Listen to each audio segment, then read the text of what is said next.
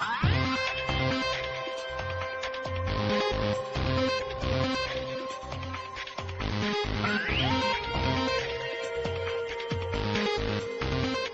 right, we're looking at the Coolpix L110 from Nikon. This is a very, very cool little camera. Not only does it feature a 12 megapixel sensor, 4-way image stabilization, a very high 6400 ISO, but it's got an absolutely incredible 15x zoom. Let me show it to you. I'm going to turn it on. Check out this lens.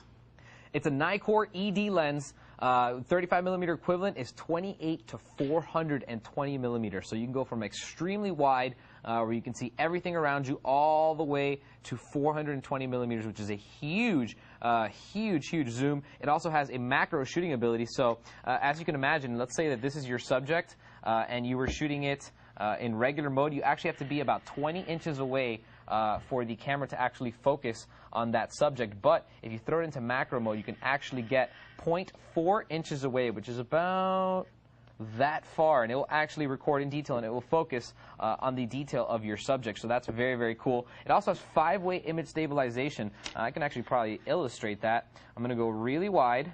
Now what I'm going to do is I'm going to put the camera on my face. I'm going to zoom in a little bit. You're going to see that my chin is at the bottom, my head is at the top, and I'm going to shake the camera. You're going to see that the camera doesn't shake. The image doesn't shake, even though I'm shaking the camera.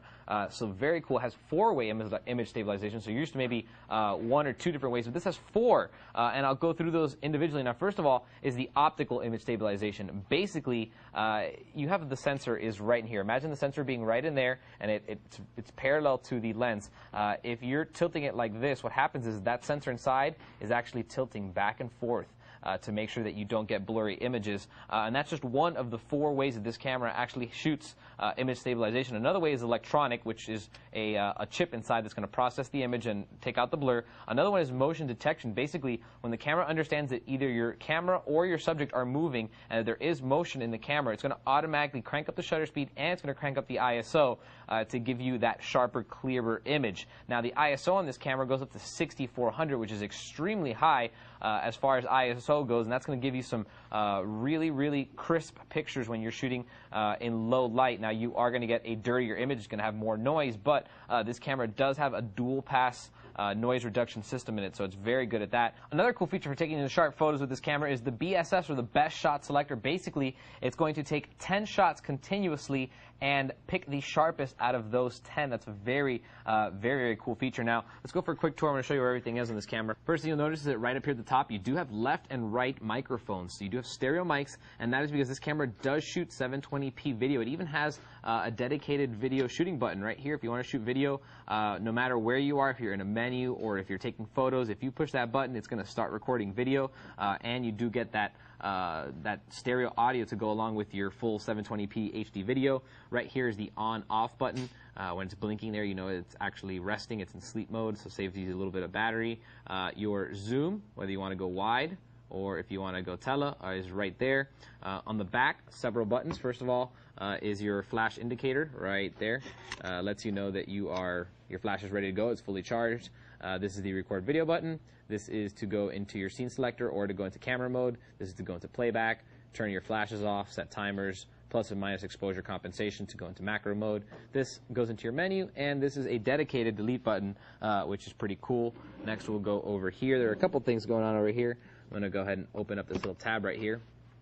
First of all, you're going to notice that you do have an HDMI port right there, so if you want to hook this up to a HD TV, you can do that. If you want to pull photos off of it, you can use this USB 2.0 port, or if you want, you can use that USB 2.0 port with this provided composite cable to basically stream this out to a TV. So you're going to plug this in here. This is going to go out to a monitor, and you can look at the images as you shoot them, or you can review them.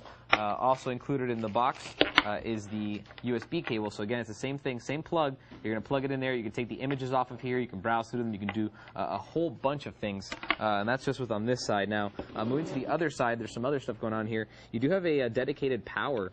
So these are lithium-ion rechargeable batteries, and you can actually charge them by plugging it in there, or you can just run off of ground battery, off of the power cord. What's really cool about this camera is that even though it only uses 4 AA lithium-ion batteries, it's going to give you 840 images per charge, or it's going to give you a full 7 hours of 720p HD video. So that's a lot of video. And finally, let's talk a little bit about some of the in-camera like kind of like the special functions, let's say, the things that are you're not going to find on normal cameras, and I'll go over those individually. The first one I'm going to tell you about is the in-camera post, which is basically a couple options that you can do on the camera once you've already taken the photo. Basically, you can do red eye removal, which is pretty cool. You can also do a smoothing of skin tones. So if you took a portrait of somebody and you want to smooth out their skin tones, even everything out, maybe reduce some skin imperfections so you can't see them, you can do that as well. So those are the two most common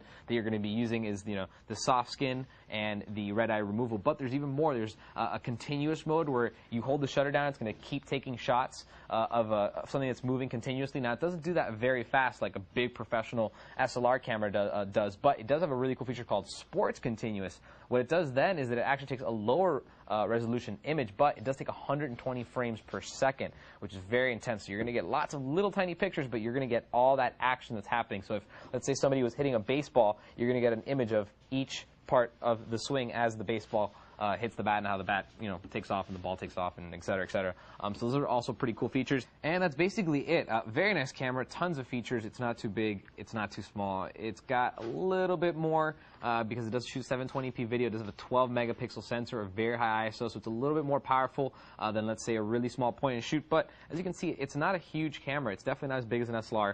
It will fit in a purse, in a bag, and it actually fits really nice in your hand, very easy to use. So there you have it, very nice. It's the Coolpix L110 from Nikon. If you have any questions on it, feel free to email me, and I'll see you guys next time. For more information on the Nikon Coolpix L110 digital camera, type in N13-4688 into any major search engine.